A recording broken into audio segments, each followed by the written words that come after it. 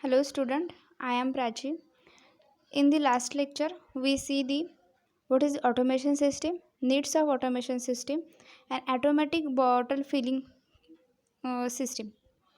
So today, I will discuss or I am going to explain the SCADA system. So first of all, this is the PLC system. PLCs, PACs, and IPCs serve various control applications. So this is the PLC system. In this, first of all, the power supply. Then in the left hand side there is a input, that is input sensing device, and in between input and output there is a CPU, that is central processing unit, memory, program data, and in the RHS there is a output module. So uh, after this output module, they connect the output load devices, and then the programming device. So next is block diagram of an automated system. So in this automated system there is the actuators, sensors. In the last lecture we see the what is the sensors and what is the actuators. Then the process, um, power, and below this diagram there is a control system. In this control system there is a programs of instructions, computer, and PLC. So this is the block diagram of an automated system. Then next is the HMI. The HMI means what?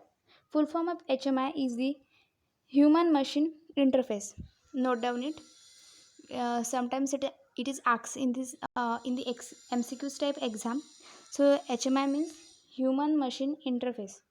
The main functions of HMI are: first is data input and display, second is real time information display of the operating status of the system or equipment. Next is setting touch control or on HMI can control the operation with HMI as the operation panel, alarm processing and printing.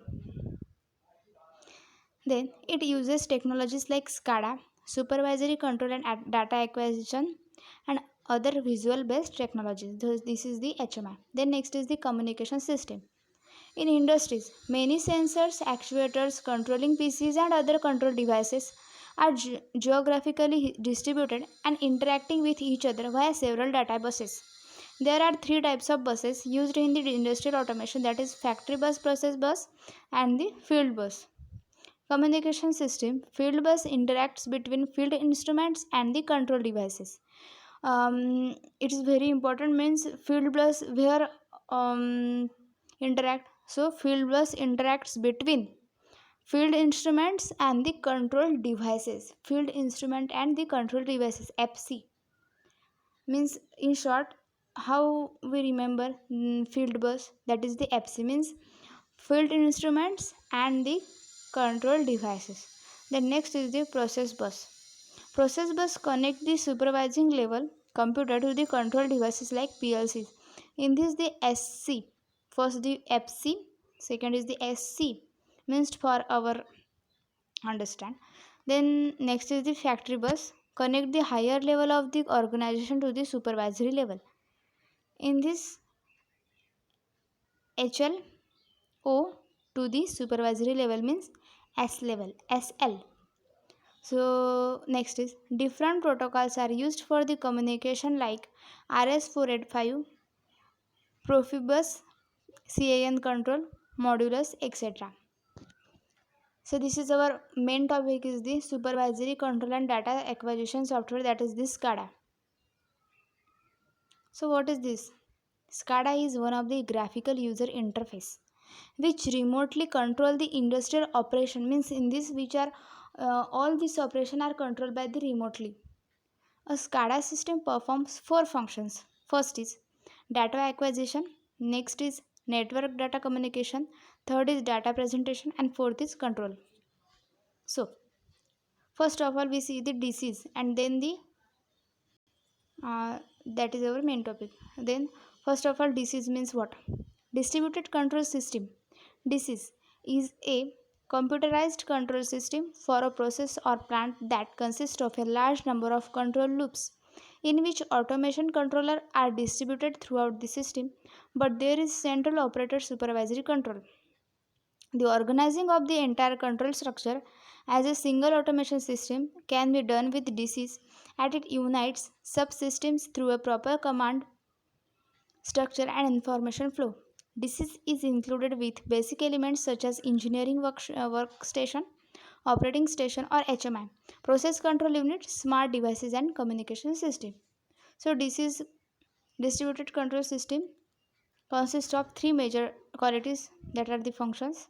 First is various control function can be distributed into small sets of subsystems that are of semi autonomous. These are interconnected by a high speed communication bus and their functions include data presentation, data acquisition, process control, process supervision, reporting information, storing and retrieval of information.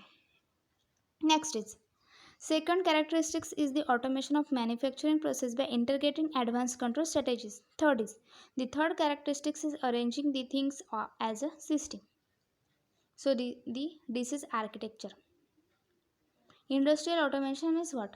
IA is an integrated, flexible, and low cost system platform that consists of various equipment and elements which perform a wide variety of functions like sensing, controlling, supervision, and monitoring related to industrial process.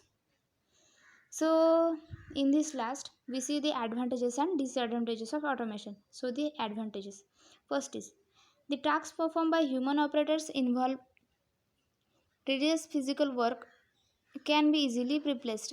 Human operators can avoid working in dangerous production environments with extreme temperature, pollution, intoxicating elements, or radioactive substances.